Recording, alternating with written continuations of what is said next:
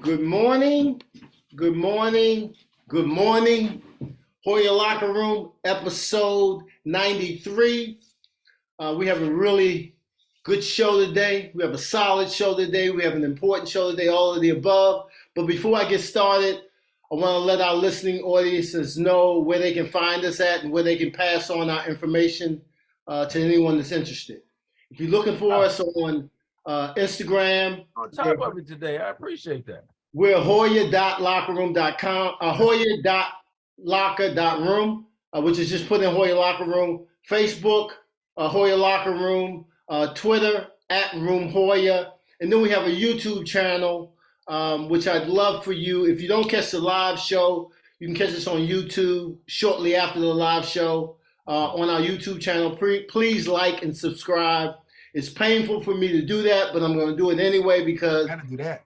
I like the energy that we're bringing, especially today. This is a show that's near and dear to my heart. No pain, no gain. No pain, no gain. It's about the DC street ball, basketball, playground ball from the roots in the trenches.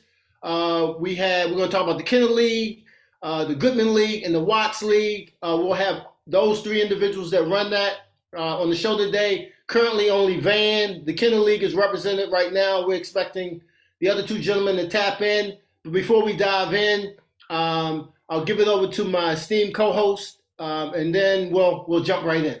What's up, Markham? Not much, Hey, man. I Malcolm, just what's want up? to say to Van, What's welcome up, back, baby? man. How you Good doing? to have you back. Yep, glad to be back. Thanks for having me.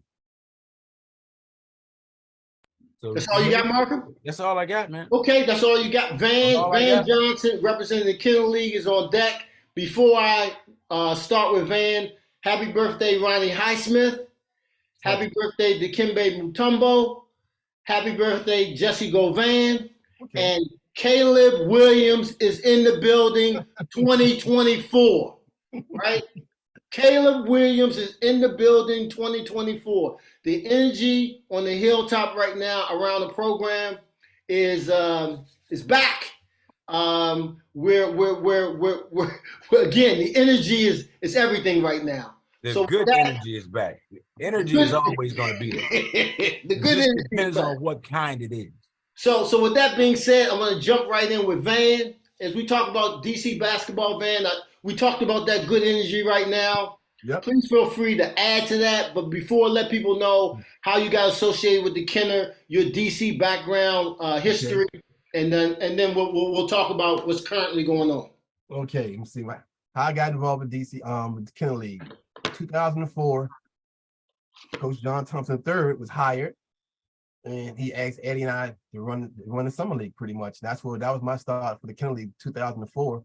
So Coach Myers, him and I co-ran the summer league for the first 8 or 9 years, and ever since then I've been running it. Coach stood back and retired pretty much, and ever since then I've been running ever since and trying to do the best I can and keep DC basketball alive.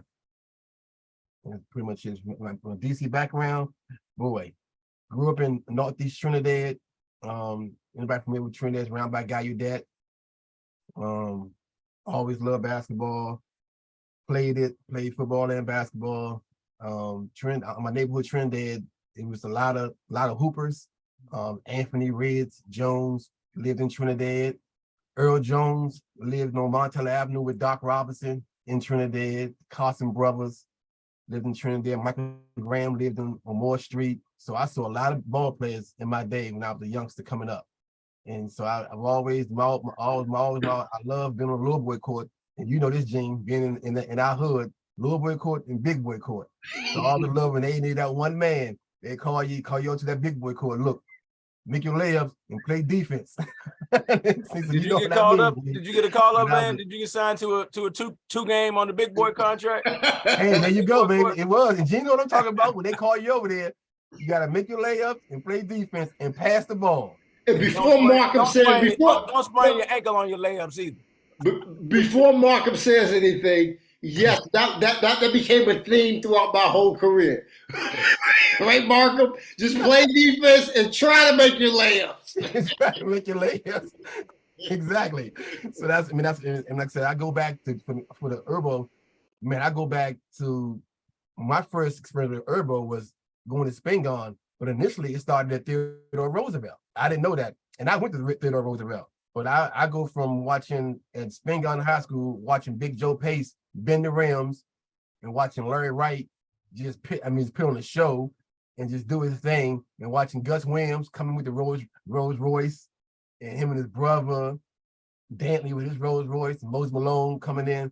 So I then they going to Gonzaga before I go to Dunbar, meeting Larry Bird. Larry Bird came out with Red Auerbach at Gonzaga.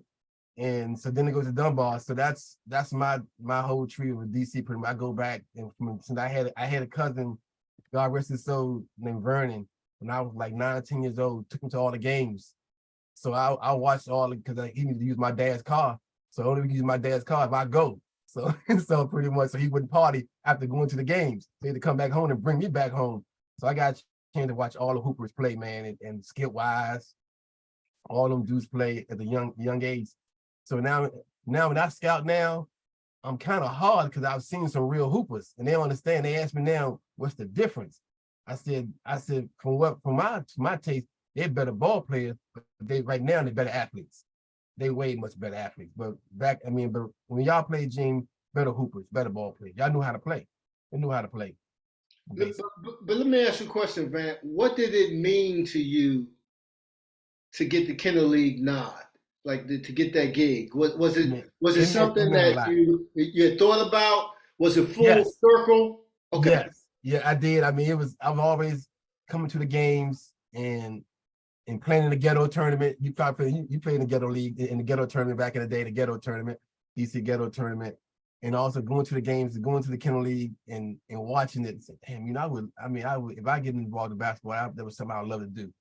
And lo and behold, John got the job. He hired Eddie and I, and it comes back from us running Nike Peace Jam also, and running NBA high school camp. So we had a cachet of events we've run, had the resume building pretty much. So it was always a sight, a goal that I didn't think I'd never reach, but I wanted to do it. So to be able to do it now is real fun, and I take care of it to the best of my ability, for sure.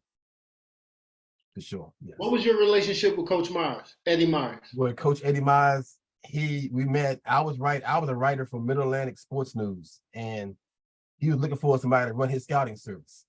And me and him met when I went to Atlantic Coast.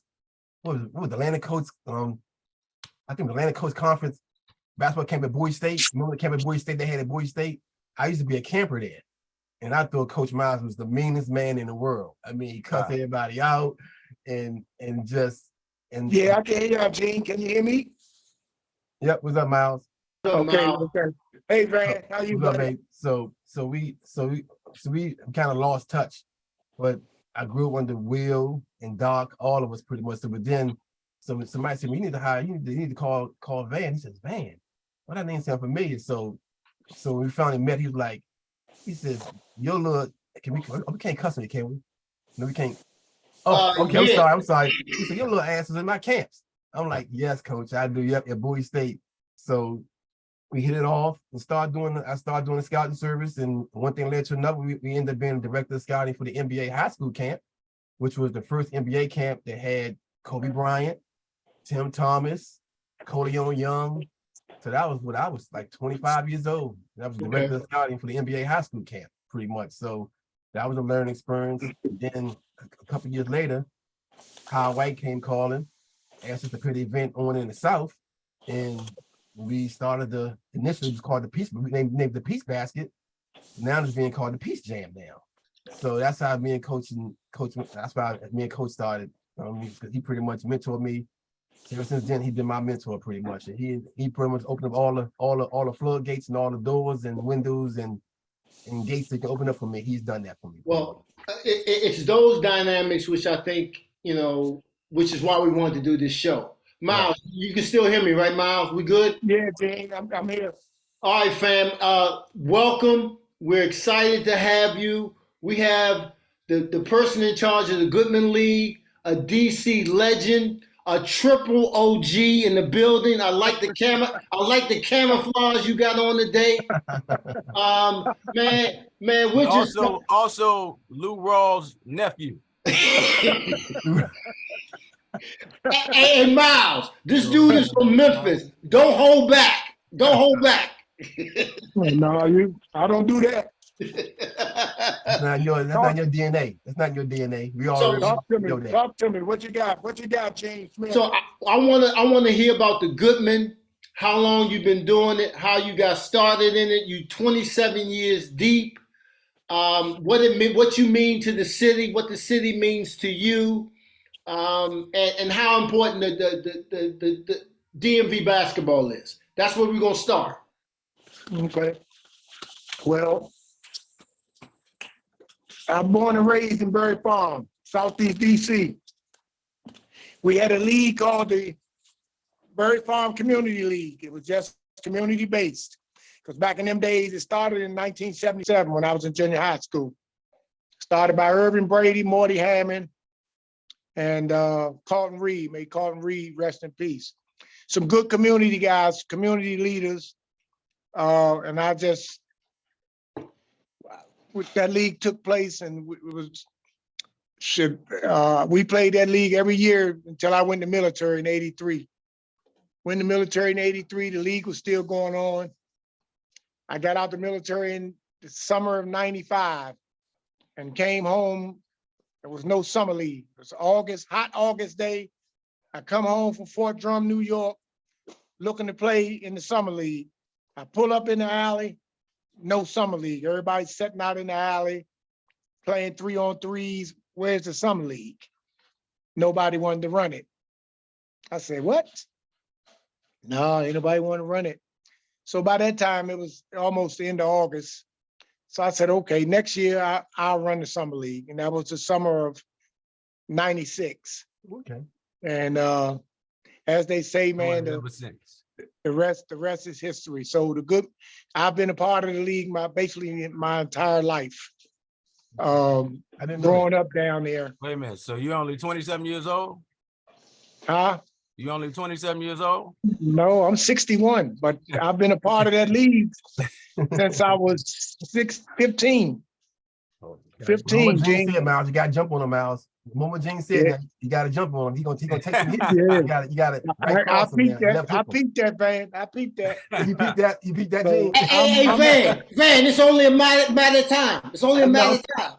I'm very fond, born and bred, and been a part of that league.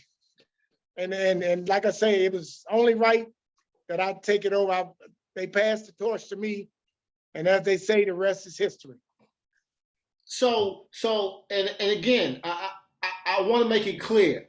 You guys, to me, represent, where it starts, right? You're the connector. You connect the dots. Like before a cat can move on, it's almost like you got to get this stamp of approval from the neighborhood. We know who you are because it bubbles from the street. You got to get the street creds. And again, I grew up in the 70s, right? Late 70s. And that's what I know. Has that changed over the last decade? Is it still the same? What has been the impact of AAU? What's the impact now with the portal and all these things going? How has that affected the play in the summer leagues? Like, guys, share all that with not the last decade. I mean, the man said he's been there 27 years. How about we get an overview of the transition from when he started to where he is now? Well, I'm going to let him figure out what he want to say. You just listen. Memphis, you listen. The transition is, back in them days, Jokers was looking for that bump in the streets, not in the gym, in the fucking streets. Yep. So the high profile outdoor leagues at that time were probably the Melvin Craft House League, which I was too young to play in. Those leagues were before me. Yep. The Kenner League. Yeah, Tricky Ticket. What's the league uptown that is shut down? Sherwood. Yeah, Sherwood League. The Sherwood League. Sherwood. Yep.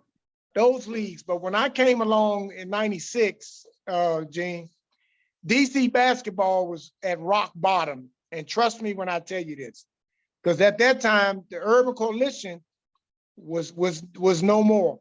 They had moved the Urban Coalition from Dunbar to McNamara.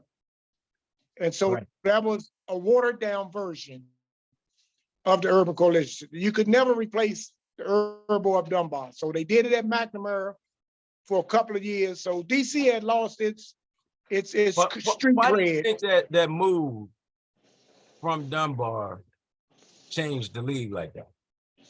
It's the environment. That environment of Dunbar was a beast, a total Crazy. I used to catch the bus up Coaching there. I didn't even have a car. If you didn't get up Dunbar on them Saturdays and Sundays and get in that joint by noon, you was shit out of luck. And the players that came through there, it was the quality. It was amazing, man.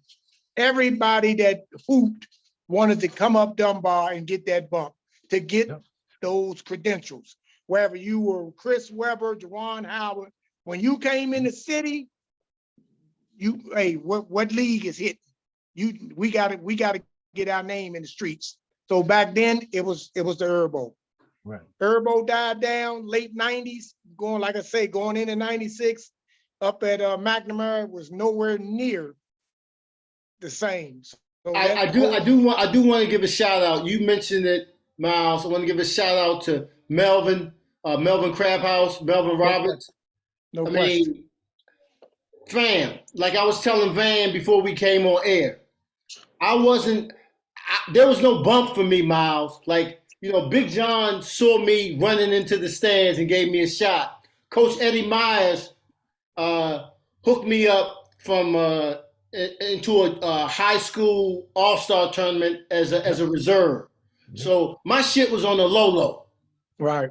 So when you talk about that street cred and that bump, and I'm growing up in Northwest DC, whole different flavor than Berry Farms and, that's Georgia Avenue and Park Road. That's Petworth. Before it got jumping over there. So I say all that to say, what you guys represented back then, and what Melvin gave me a shot in the Crab House tournament. Right. I mean, he put a cat on his program that averaged 2 points a game in college. And he made me the centerpiece. And again, Ducky Vaughn was the guy. So I had Ducky on the team. Ducky was a bad motherfucker. Oh, it's a bad mofo. So I had Ducky kind of to kind of lead me. And I only say this because the summer leagues were everything. Everything. Everybody that was hooping was playing street basketball. Wasn't no summer leagues here, like I say, other than the Kenneth and Jelliff. Right. Outside is where you had to get your grip. Outside. And so I interrupted you, and Van, please feel free to jump in. But I interrupted you when you were talking about how it's moved to today.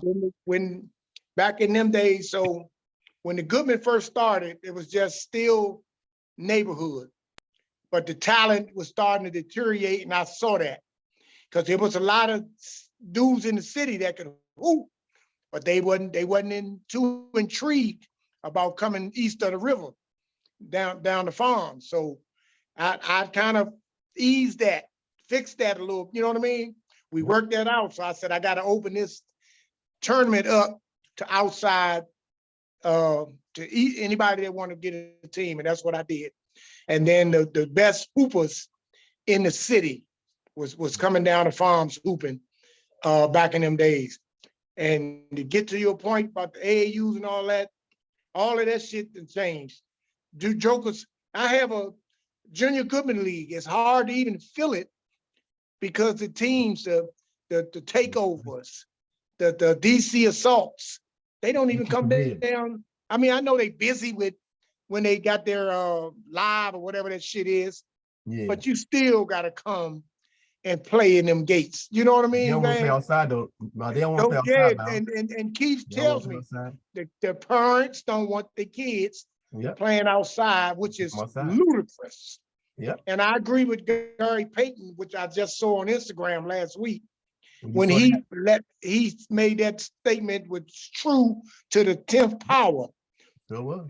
AAU has fucked the game up for the kids.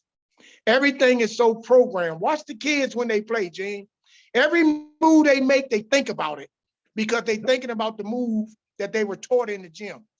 Man, when you get on that blacktop and a lot of these kids that's coming down the farms to play, they know now, man, you gotta react on instinct.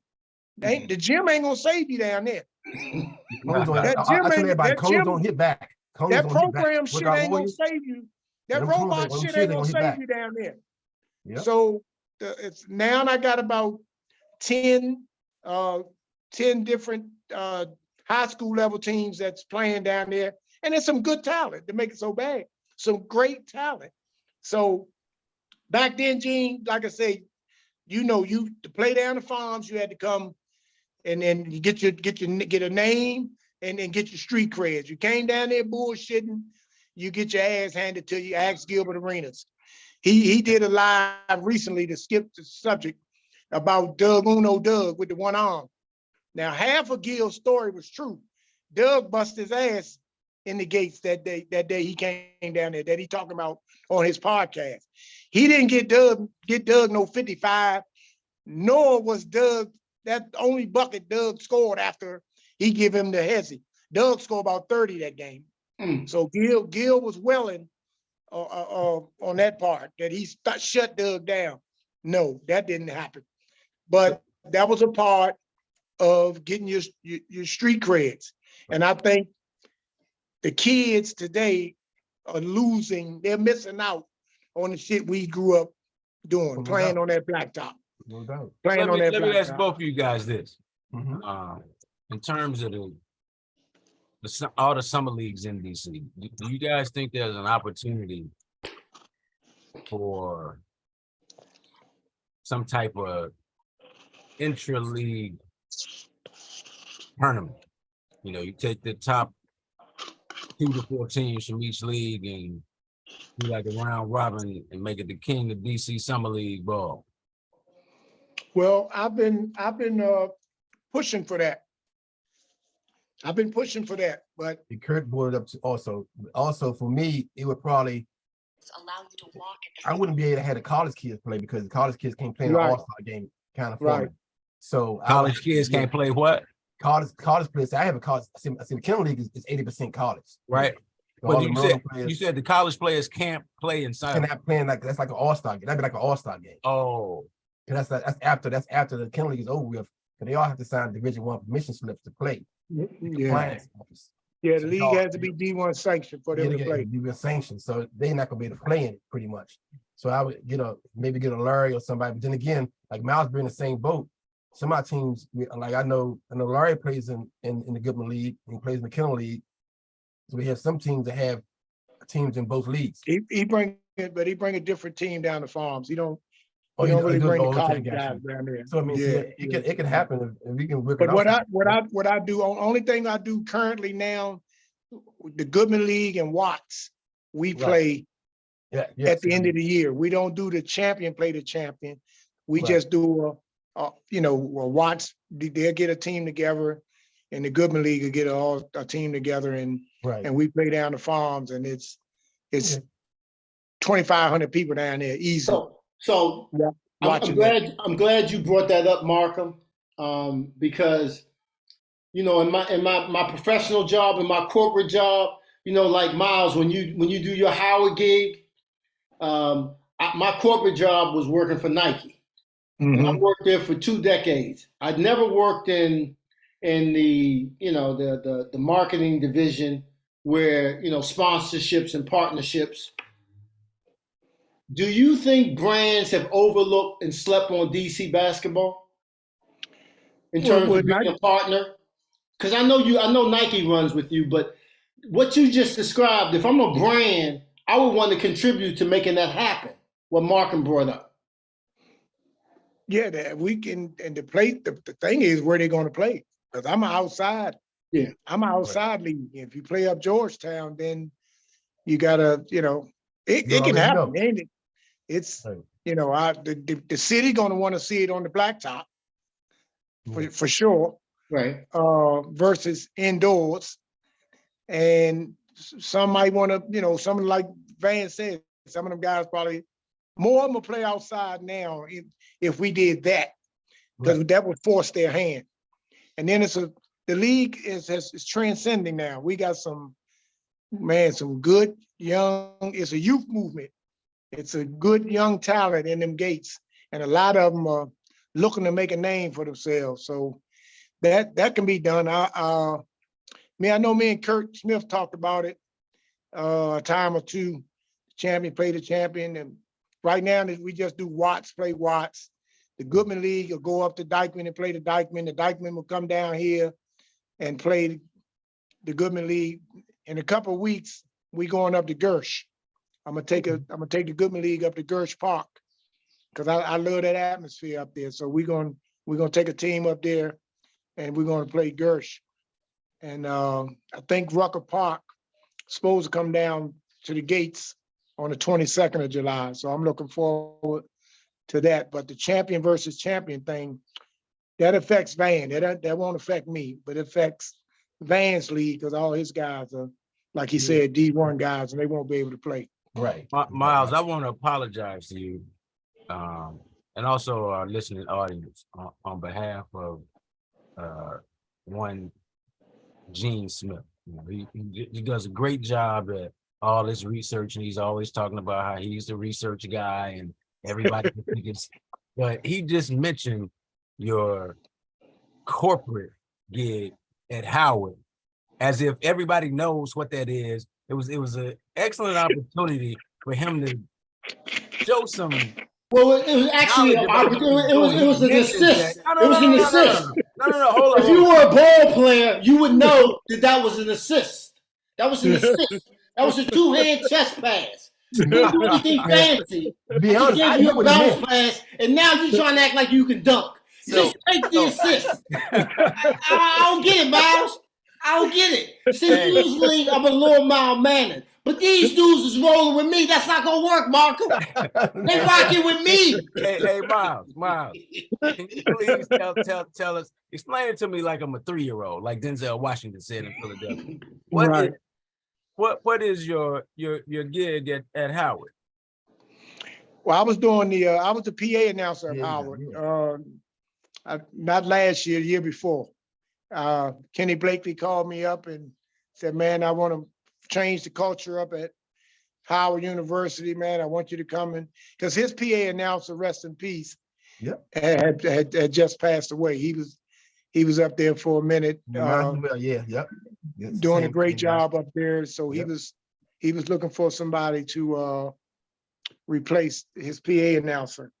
And he told the guys, man, I got just a guy. And I had turned down a few schools that had asked me to do that, because I was like, I'm not coming up there to do no, there's a corporate side of me, then there's so if you want the corporate Miles, or you want DC Miles. If you want some flavor, then, I can give you the corporate with a little hot sauce in that motherfucker too. But if you want me to come up there and be programmed, and I told Kenny Blake this, Basket by Gene Smith. No. You said that wrong. You said that, I gotta pause you. Steal by Gene Smith. Steal by that. Ain't no basket. It's no basket. Trust me, it's no baskets. You okay? Hey, you got a point there. You got a point. You got a point there. See, Markham, we keep it real. You got a point there. You got a point there. Cause so when I went up there real short on that part, because I was disappointed that I didn't go back this year, but that's another story for another day. But so I go up there, and I put my flavor on that thing. And you had them bougie Howard University motherfuckers up there, and they wasn't with that flavor. Us. Right. I wasn't ignorant on the mic. I just put some flavor to it. Right. And they was, who's that? But the fans loved it. I know the fans loved it. They were selling tickets. Miles, you doing the games at Howard? Yeah.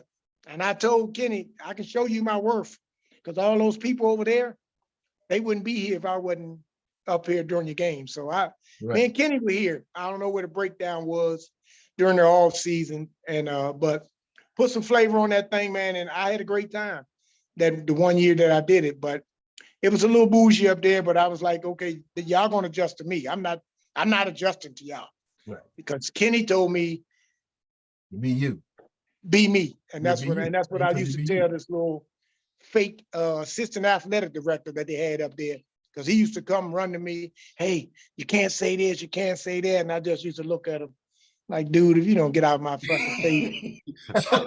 So Van, do you have similar challenges? No, because at the hilltop?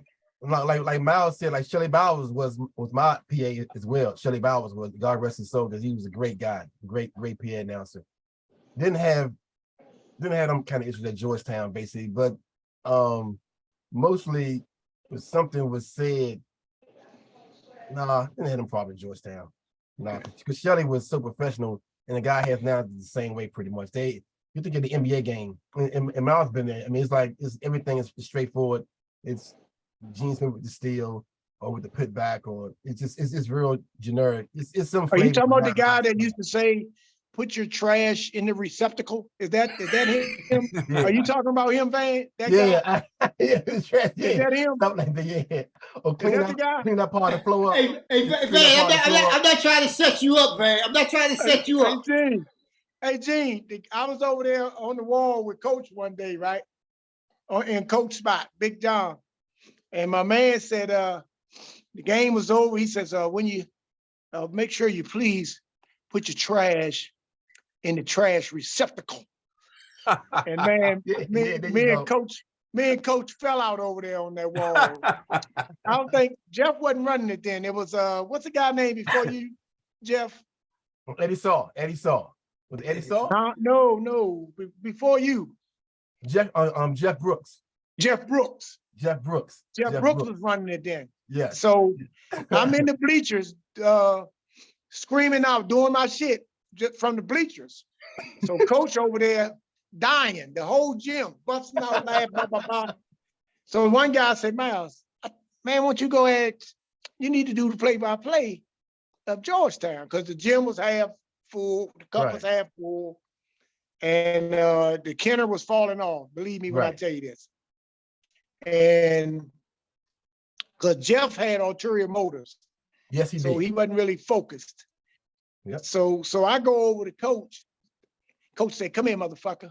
Yep. And I go over, I said, he did say that. Yeah, he did say that. I said, Coach, can I do the games up here? He said, what do you mean? I said, I want to do the play-by-play. You know, I said, I do live play-by-play down at Povs. And he said, go talk to Jeff Brooks. So I go talk to Jeff, and I say, hey, Jeff, we need to spice this shit up, man. We gotta get some asses in the seats. We gotta get this better, man. And Kennedy, he only got bleachers out on one side. This not a good look, man. Right. So we agreed, and I did it for, I think, 2 years. Gym packed every Saturday and Sunday. Them Georgetown folk up there, hey, Gene, you know, the white folk that used to set up on the top where the weights are, they adjusted. They was loving it, because all the top players started coming. Steve and them was coming, Greg and them, man. It was them 2 years up there. No, that was the shit up there. That's how summer league supposed to be. That's not you know, official Georgetown game. When you got a summer league, you bring flavor, like the Detroit Piston guy. He brings flavor to the shit he does, and it's that urban shit. Just something about that urban shit, man. It just, you know, it changed the game up there until, you know, like I said, I did that for a couple of years, and then, like I said, going up to Howard, it was a little different. But my thing was with the fans. They embraced it, and the players embraced it. I even gave the players nicknames. Yes. I did the Notre Dame Howard game. And Jim Jackson and the Brando guy, they were doing the game on Fox Live. My shit was so turned up in the gym The Jim Jackson guys were calling me, man, Jim Jackson, them love you, man. They saying, this Jim Jackson said, oh, this how you do a HU, whatever that shit is. HBCU. Yeah, that. This how the black shit's supposed to be. So, HBCU. fellas, again, Whatever that acronym is, yeah, that. So again, Markham, you brought it up. Miles, you telling it, Van, you telling it. I'm gonna ask you, Van, and then Miles, please feel to jump in. How is a brand, any brand,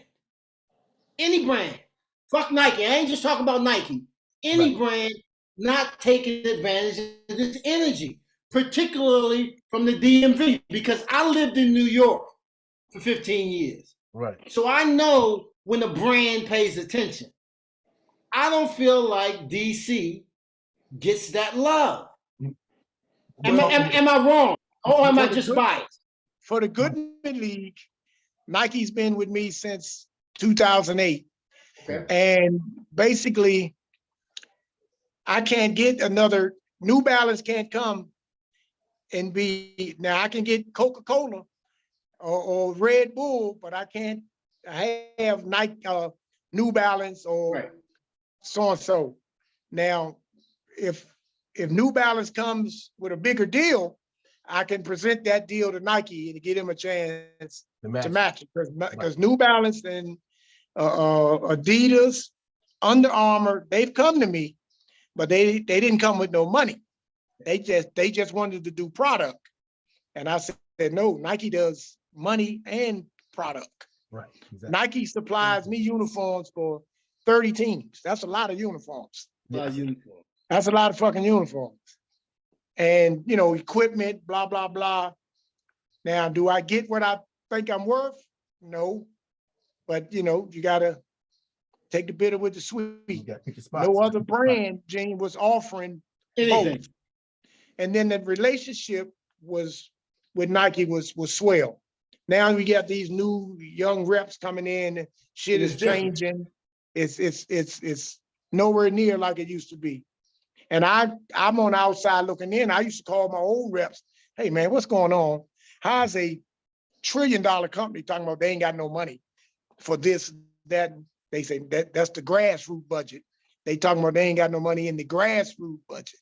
Right. And shit like that. So other brands has come to me, but they haven't offered me a deal that I can't refuse. Are you solid with the community effort? Because again, we know about the hoop effort and getting your product in the Goodman or getting your product in the Kenner, but is there a community outreach to any of these partnerships? Because sponsorships are over. Fuck the sponsorship. I want to be a partner. Yeah. How can we both grow together? Well, I let Van, I want to steal off Van time. I let Van elaborate on that because in Van's case, it's different. Yes. Van doing Nike only. It's a league that lasts a couple, 2-3 weeks and ain't no partnership. Right. I mean, in my case, I'm community based. I do more than just basketball. You know what I'm saying? So I do a lot of community shit. I do Thanksgiving baskets. I do toy drives. I do back to school backpacks and all of that. So I'm in the street hustling and flowing, getting sponsors. I got a few other corporate sponsors. Red Bull used to be my sponsor for a few years. They done dropped off down, you know, with the guys that I used to work with. They didn't, you know, give me the new number and then I get no answer. So I'm the type of guy, Gene, that I'm gonna call you once, twice. If you don't return my call, fuck you.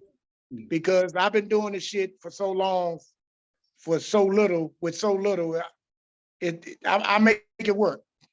Cause I ain't got no problem. Coach always told me, tell you something Big John told me. I went to him, right? Coach, I need some help, blah, blah, blah. Motherfucker, what you got going on? I said, well, it used to be guys was doing shit for free now. Now nobody's, you know, want to do nothing for free, and I get it. And then shit calls, you know, banquets calls, blah, blah, blah. So he was going through another guy because I didn't have a nonprofit at the time. Right. So he was using a guy he fools with. For 2 years, he did this. He gave me some nice money. The third year, he said, motherfucker, yep. I don't like nobody in my business. He said, I love Joe Blow, but get you a nonprofit right. and I'll get you some money. And I said, okay, that sounds like a deal. So I did my research. I got a nonprofit, but it was a 501c4, which meant they couldn't write it off. Right. I didn't know the difference. Yeah. So when I was going to them whiteys, they was like, well, we can't write this off. It's no good to us. I found out what the difference was. We then got me a legit grant writer and got it done. And man, one thing about Coach, man, that joker, he said he was gonna do something, he would do it. And that worked out. That the C3 allowed me to go to different people. So now we have in our communities, Gene, and not to talk you to death, these redevelopment projects, like Berry Farm is being redeveloped, right? So now I got people working with me. These folks, you can't come in that community and steal and rob. You got to give back. You got Gene, you still on there? I'm right here, right here. Okay. So I put my foot on their throats to make them, you got to give back. You just can't come in here. They stealing and they ain't giving nothing back. They robbing these $1 million projects down here. And then you got to give back to what I'm giving back to you. I'm pouring into my city, but I ain't got no money. Now you jokers, these black owned businesses, y'all got to start giving, even the white construction companies. So I go to the councilman. I press the councilman out. Hey, these motherfuckers over here, how much is this contract worth? Blah, blah, blah. Hey, they got to cut a check and not no bullshit check. Because I said, and let them know and come and see what I'm doing with their money. See how many motherfucking people I'm feeding on Thanksgiving. Not just getting a turkey, they getting a full basket. Turkey, ham, potatoes, the whole nine. Google me, Gene Smith. Google me, baby. Google me. I'm about this shit, Gene. I'm about this shit, Gene. Well, Google me. Hey, it ain't just about no basketball. Because I'm about my folks, man. So I'm glad y'all mentioned something earlier. I want to kind of go back to. The word culture came up, the streets have come up, and empty stands. I'm curious, because this is all anybody really cares about here anyway. What are the streets saying about DC and Ed Cooley now? And in terms of filling up that arena. You want me to go first, Miles? Go ahead, man. Like I was talking earlier, guys. I mean, Coach Cooley has put the time in. I said, I'm a national scout. And these last 2 weekends, it's been high school live. And Coach Cooley has put the time in. I was at Sit With Friends Friday. He was there. I was at the Maple on Saturday. He was there. And then I was at Wise High School yesterday. And he was there as well. So he's putting his time in. And you see it? You know, DC is in my opinion, DC is a show me city. Right. It's a show me. If they see you grinding, and they see you getting players, it's gonna be a win-win, putting fans back in the stands for sure. I mean, he's got Rowan Bramboa, who's a very nice, very good point guard. And I always said he's the right color paint. He's Caucasian, and the Georgetown alum gonna eat him alive because he can play. He got a little swag with him, and he gonna put some fans in the seats.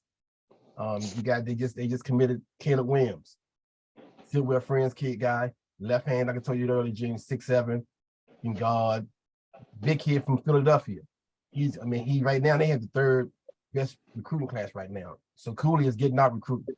I mean, he's going to national level, and it's all about these rankings, which you all know is bullshit. But they got to come out and show it. But right now, on paper, he's doing his job right now. He's getting it done. He's doing it. He's kissing the babies and shaking hands. He's doing what he got to do. So he's making it work. So I would be surprised. I mean, I haven't normally I can tell from watching the summer league how good they're gonna be, pretty much. So this year it's gonna be interesting because they got some good recruits coming in, and I'm confident you're not gonna see the win is going to increase significantly. I would say that for sure for the kids you got coming in this year, because you got Styles from Carolina, 6'7". He got a lot of 6'7" guys that play multiple positions. And they don't mind bumping and grinding. But you know, Georgetown kids, that's what Georgetown's known for. So he got some kids don't mind getting dirty. So they're gonna be very competitive for sure. And Jaden Epps is a very good point guard from Illinois. He's from the 757. They're gonna be really good, and yeah, they're gonna be good. They're gonna be solid. I mean, Big East itself gonna be very good this year because Rick Pitino recruited a whole goddamn team pretty much. St. John's gonna be back in the saddle before you know it, pretty much. And Villanova had another had a very good recruiting class as well. So Big East is back, baby. It's gonna be back. But Cooley's doing his job of going around the community, talking to people, talking to folks, and showing them and telling them his vision. That's going alone will get him back in the seats for the first year, but he got to win. You know that. Y'all know that. He got to win. You got to get them W's. Got to get them W's. Yeah, get them. He got to win. He got to win. He got to win. That's my take on it, pretty much. But he's doing his job, I think. I mean, I talk to assistant coaches a lot. They call me and ask me my advice about some of the kids coming up in the 26 and 27 and 25 class, and I tell them, and they on their jobs. Trust me, they are grinding. They are grinding. So Markham has a direct pipeline to Coach Cooley.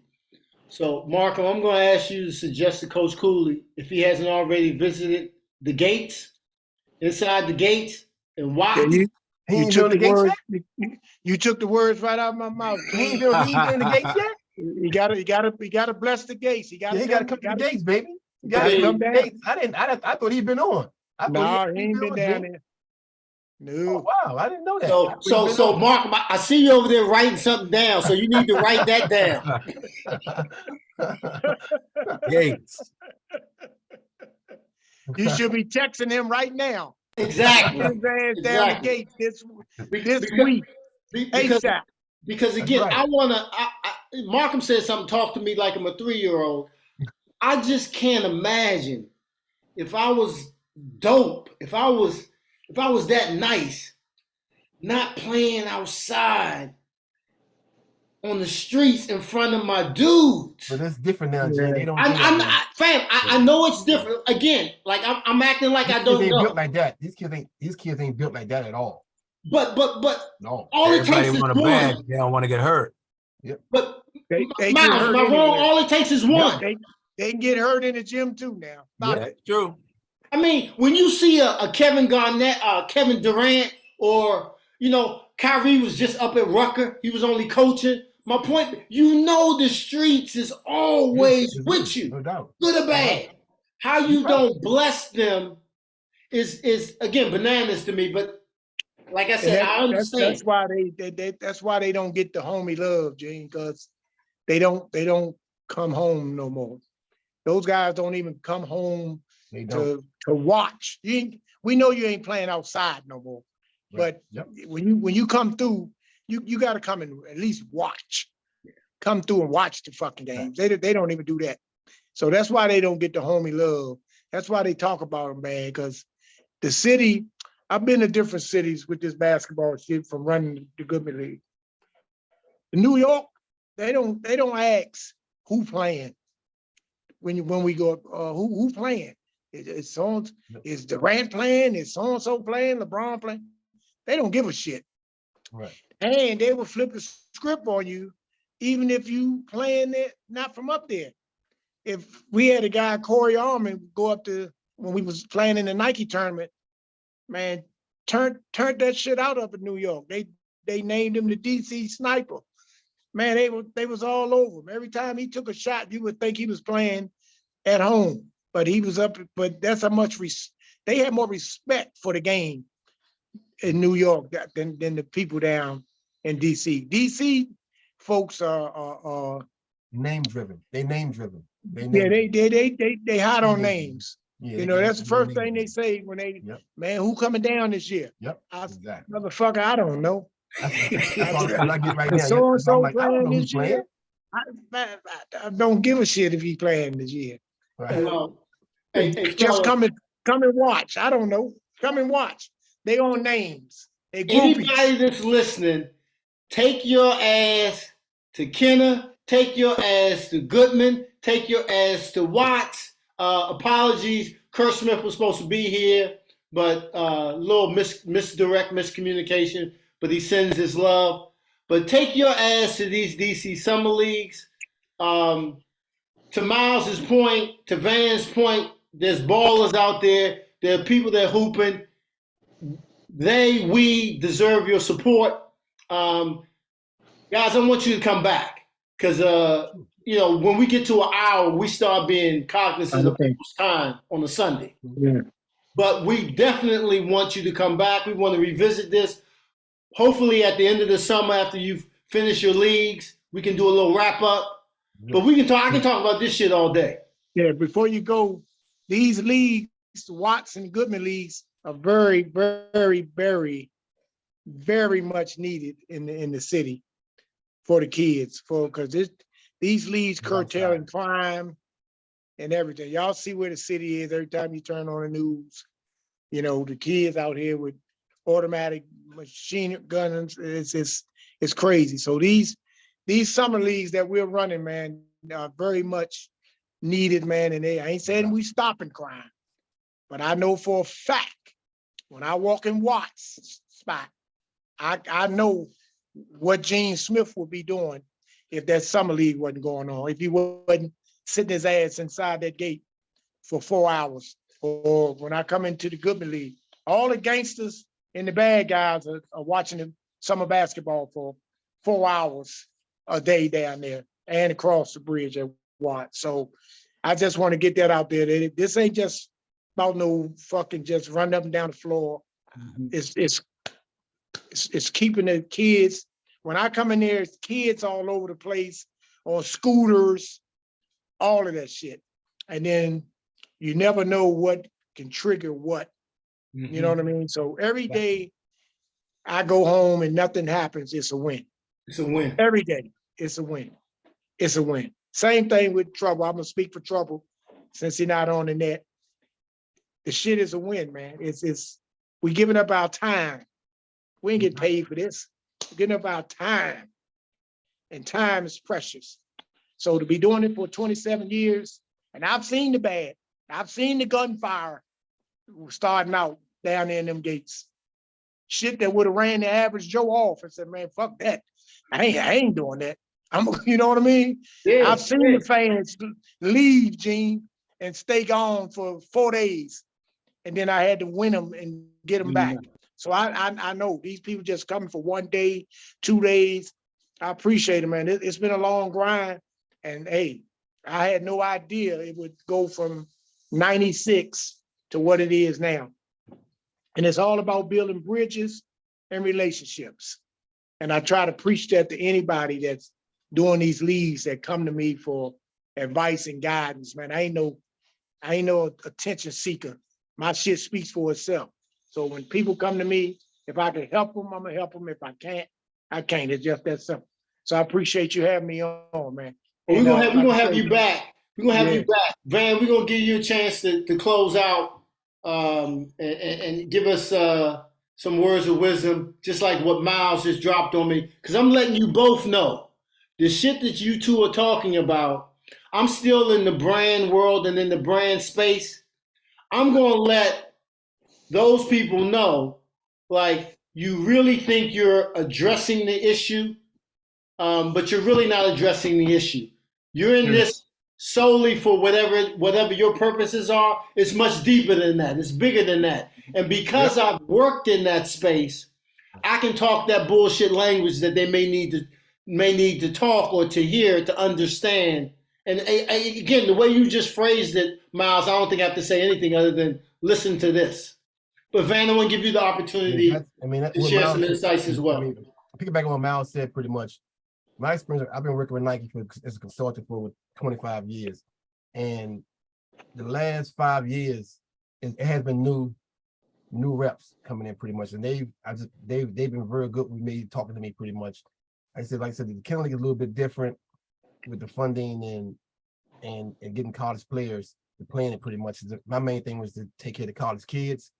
But you're right, the kennel league is needed because you have young kids that come up and watch the games, and they want to see the kids on TV. The main thing is in a positive note. The kids seeing the kids that they see on TV, they come and watch the games and see the college kids on TV. Main thing, but the main thing is for all the young kids, give them a chance, a vision to see you ain't got to be out in the streets doing what they're doing pretty much. You know, sometimes getting up Georgetown is kind of hard, but when you get up there, it's worth just to see the kids compete and see a different style of basketball sometimes. I mean, you see it on TV, and we try to mix a little NBA, street ball, high school, everything involved with it pretty much. It's a matter of just trying to be a part for the whole community and try to give back. And that's why in my contract, like Mal said, I just do the events for that 6 weeks, but I go out through the year and do little one-day high school events in the city, because I went to Theodore Roosevelt and try to go out in PG County, do one-day events, but spread out. Because I tell Nike, you all have to do something more. And the new reps say they are trying to get away from, like you just said, Right. Joe, get away from it, because they are. Yeah. I mean, he admitted to me, because one of the reps used to be my intern in the year. Now he's a big wig now, and I'm willing to bet, like you said, Miles, if he wasn't my intern, I showed him the ropes, and he's a big wig now, I'm pretty sure it wouldn't be, my contract wouldn't be what it is. But he knows what it is, he understands, and he's having a hard time explaining to them that it's needed. And they get it now, so they starting to gradually get it. But the whole incident that happened, what was that, with the kid with Bagley and all that stuff with the Nike stuff, that put a real bad taste in their mouths. You know, the ESPN stuff put a real bad taste in their mouths. So they real leery of doing anything and trying to take back other stuff for our community. They want to take it back so they don't have the money. We all know they had the money, but they're trying to find reasons. Yeah, So my guy told me they would, hey Gene, my guy said Nike says they're looking for the next LeBron. They not tripping off no fucking adult exactly. summer league. Right. So you're right. that made me go start the junior junior Goodman League. Exactly. Because if it wasn't for the junior Goodman League, Nike probably wouldn't be sponsored. But again, not understanding, you elevate your chances of getting the next LeBron if you invest in the community and make the community better and make the community safer, because your numbers will go up. Because the amount of people doing good things, positive things versus negative things, you increase that. But again, it's short-sighted, it's cheaper, right? It's not intentional. But again, like I said, that might be a different show. I wanted to celebrate you guys.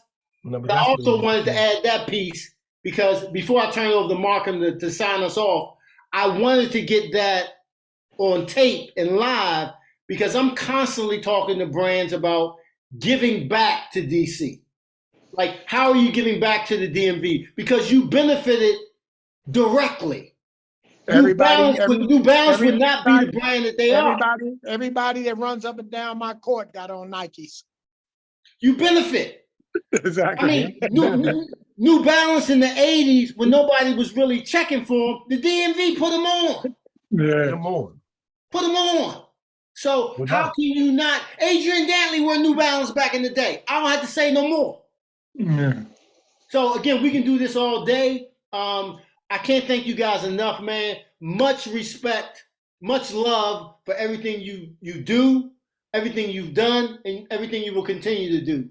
I hope we stay connected. Van, this is your second time on. I can't thank you enough. Miles, you have to come back. Yep. You have to come back, man. No question. Okay, Markham, please take us out. This is the best show because Markham has not said much. I just want to let that know. Normally, he takes over everything. He ain't got shit to say today. Well done. Best episode. I got two quotes to close us out with. I can speak to the Dave Show and the guys on it. The first one is from a musical genius, Quincy Jones. Imagine what a harmonious world it could be if every single person, both young and old, shared a little of what he's good at doing. And the other one by Arthur Dennis Kimbrough, Arthur the businessman. And this is for you guys and for everybody. No matter what you can see, there is always more. Thank you very much for coming to Hoya Locker Room. Thanks for having us.